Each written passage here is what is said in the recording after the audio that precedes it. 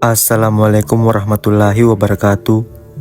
Pada video cerita kali ini, saya akan menceritakan sebuah kisah horor yang berjudul Penumpang Hantu.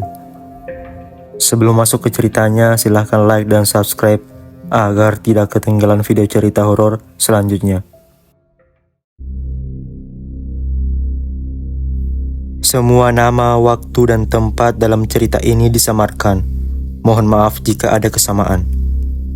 Perjalanan malam itu tentu saja tidak akan pernah bisa aku lupakan selama hidupku. Bagaimana tidak, perjalanan yang seharusnya berjalan dengan baik-baik saja, malam itu berubah menjadi tidak biasa saja. Sejak aku menyadari jika seseorang yang ada di sampingku saat itu ternyata bukanlah manusia, melainkan makhluk yang tak kasat mata. Benar sekali, cerita ini memang sangat sulit untuk dipercayai. Ditambah semua yang terjadi saat itu benar-benar masih tidak bisa aku mengerti hingga saat ini. Dan bukan hanya sekali, aku sudah beberapa kali menceritakan hal ini kepada teman-temanku. Namun sayangnya mereka tidak ada yang percaya dengan semua itu. Karena selain tidak adanya bukti, waktu itu mereka menganggap aku sedang dalam keadaan tertekan yang akhirnya membuat hal yang tidak ada menjadi seolah-olah ada. Dan menurut mereka semua itu hanyalah perasaanku saja. Tapi pada kenyataannya semua itu memang benar-benar kualami dan benar-benar terjadi. Masih sangat teringat jelas di kepalaku. Malam itu aku hendak melakukan perjalanan dari Kulon Progo menuju di kampung halamanku yang ada di Probolinggo, Jawa Timur. Telepon dari orang tuaku yang mengabarkan jika saudaraku tiba-tiba meninggal dunia membuat aku mau tidak mau malam itu harus pulang ke rumah. Meskipun aku pun tahu jika malam itu di tempat kerjaku tidak ada satupun orang yang bisa kuajak untuk menemani perjalananku, karena semua orang yang ada di kantorku saat itu sedang tour dalam kota. Karena perlu kalian tahu, aku memang bekerja di salah satu agen tour dan travel yang beroperasi di daerah istimewa Yogyakarta ini. Dan singkat cerita, karena aku harus hadir di saat pemakaman saudaraku yang akan dilakukan esok hari, akhirnya tanpa pikir panjang, malam itu aku pun pulang ke kampung halamanku seorang diri. Malam itu waktu sudah menunjukkan pukul 21.30. Aku memulai perjalananku tentu saja dengan perasaan yang sangat tidak karuan. Rasa kehilangan yang masih tidak bisa kuterima seolah menyelimuti hati yang akhirnya membuatku waktu itu mengemudi sambil melamun, melihat ke arah jalanan yang terlihat semakin lama semakin sepi saja. Dan seiring berjalannya waktu, aku pun sampai di daerah yang ada di Klaten, Jawa Tengah. Rasa lapar yang mulai mengganggu akhirnya memaksaku untuk berhenti di salah satu tempat makan yang ada di pinggir jalan waktu itu. Dan setelah memarkirkan kendaraan, aku pun seketika masuk ke dalam tempat makan itu dan memesan makanan yang memang sudah disediakan. Singkat cerita, setelah aku selesai makan malam, aku pun kembali ke arah mobilku dan hendak melanjutkan perjalanan. Namun anehnya, ketika masih memutar mundur mobil dan kuarahkan ke jalan raya, tiba-tiba aku malam itu dihadang oleh seseorang yang terlihat seperti sedang meminta bantuan. "Mas, stop mas, stop!" teriaknya sambil melambai-lambaikan tangannya ke arah depan mobilku. Awalnya aku sempat mengira jika orang itu adalah tukang parkir yang ada di tempat makan tersebut. Namun setelah kulihat dengan lebih teliti lagi, ternyata dugaanku salah. Karena malam itu aku melihat orang yang menghadang mobilku adalah seorang wanita muda dengan pakaian merahnya yang terlihat rapi. Dan setelah mobilku berhentikan, aku pun dihampiri oleh wanita tersebut di jendela pintu yang memang berada tepat di sampingku. "Mas, mau ke arah mana?" ucapnya keras. "Mau ke Jawa Timur, Mbak. Ada apa ya?" jawabku sambil membuka sedikit kaca mobilku. "Saya boleh numpang sampai Kediri apa enggak ya, Mas?" "Masnya mau ke Jawa Timur mana?" sahutnya. "Oh iya, silakan, Mbak. Saya mau ke Probolinggo," jawabku sopan. Entah apa yang ada di pikiranku saat itu. Malam itu tanpa pikir panjang, aku memberi tumpangan wanita yang belum jelas asal-usulnya. Setelah wanita itu masuk ke dalam mobilku, aku pun seketika melanjutkan perjalanan dengan sesekali melirik ke arah wanita yang duduk tepat di sampingku. "Mbak ini dari mana? Kok sendirian aja?" ucapku memulai percakapan. "Saya mau pulang, Mas," jawabnya singkat dengan nada suara yang sedikit lirih. "Asli Kediri ya, Mbak? Kok jauh banget sampai sini? Mbak kerja di sini ya?" imbuhku. "Enggak, Mas. Mas namanya siapa?" ucapnya mengalihkan pembicaraan. "Saya Dimas, Mbak." "Mbaknya siapa?" "Saya Mirna, Mas," sahutnya. "Oh iya, Mbak Mirna, salam kenal ya," ucapku. "Iya, Mas," jawabnya singkat. Selama perjalanan, tentu saja aku terus mencoba mengajak ngobrol Mbak Mirna. Karena selain agar aku tidak merasa ngantuk, semua itu kulakukan agar aku juga tidak bosan berada di dalam kendaraan. Namun sayangnya setiap kali aku mengajak untuk berkomunikasi, wanita yang mengaku bernama Mirna tersebut hanya menjawab dengan singkat, seolah tidak nyaman jika diajak untuk berbicara. Mengetahui hal itu, aku pun seketika diam dengan tidak lagi terlalu banyak tanya, karena aku pun takut menyinggung perasaannya. Dan tidak beberapa lama kemudian, bau parfum mobilku yang biasanya tercium sedap, malam itu tiba-tiba berubah menjadi bau bunga melati, yang entah dari mana datangnya. Dan tidak berhenti di situ saja, AC mobil yang sebelumnya terasa sangat dingin pun malam itu seolah menjadi tidak berfungsi, karena di dalam mobilku saat itu hawa yang kurasakan adalah hawa panas yang tidak seperti biasanya. "Kok jadi panas gini sih?" pikirku. Mengetahui hal itu, aku mencoba tetap diam dengan tidak membicarakannya kepada Mbak Mirna, karena aku pun tahu saat itu aku melihat Mbak Mirna dalam kondisi melamun seperti sedang memikirkan sesuatu. Dan dengan tetap menahan semua yang kurasakan, akhirnya aku pun melanjutkan perjalananku yang semakin lama terasa semakin membosankan. Dan anehnya, di tengah-tengah aku masih memacu kendaraanku, tiba-tiba Mbak Mirna mengucapkan pertanyaan yang terdengar sangat mencurigakan. "Mas Dimas ini rencananya mau lewat mana?" tanya Mbak Mirna tiba-tiba.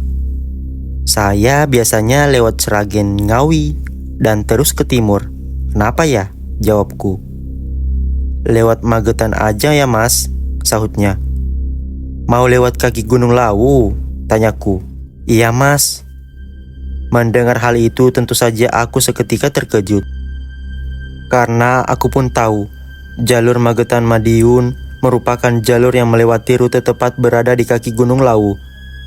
Jalur tersebut adalah hutan yang sangat gelap jika sudah larut malam. "Waduh, di situ jalannya naik turun, Mbak. Lagian ini sudah larut malam. Apa nggak bahaya lewat jalan itu?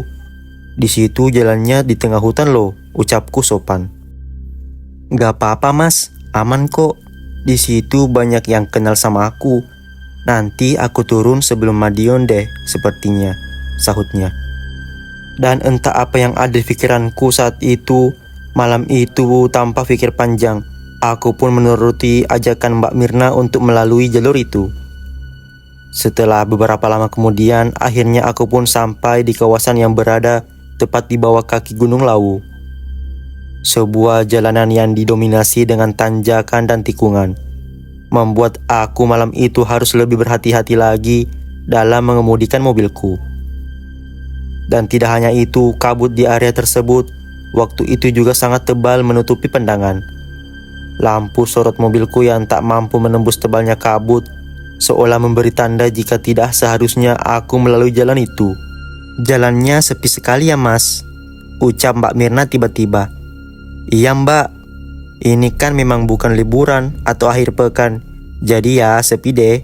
Biasanya kalau weekend di sini juga ramai kok, meskipun malam hari," ucapku sambil melihat ke arah jam tanganku yang ternyata sudah menunjukkan pukul 2 dini hari. Dan dengan terus fokus mengemudi, aku pun terus memacu kendaraanku perlahan hingga akhirnya aku sampai di kawasan hutan yang jauh dari keramaian. Malam itu kondisi jalanan tersebut benar-benar sangat sepi dengan tidak adanya satupun kendaraan yang terlihat melintas. Bahkan aku pun juga masih mengingat, malam itu aku beberapa kali melihat ke arah spion untuk melihat bagaimana keadaan di belakang mobilku. Namun sayangnya semua yang terlihat hanyalah kegelapan. Dan setelah beberapa saat berjalan, Mbak Mirna yang sebelumnya hanya diam malam itu tiba-tiba sedikit bergumam dan sesekali tertawa-tawa kecil mencurigakan. Ucap Mbak Mirna dengan sesekali menggeleng-gelengkan kepalanya. Orang ini kok aneh ya? Ucapku dalam hati sambil melirik ke arah Mbak Mirna yang saat itu terlihat tidak terlalu jelas karena keadaan yang memang sudah sangat gelap gulita.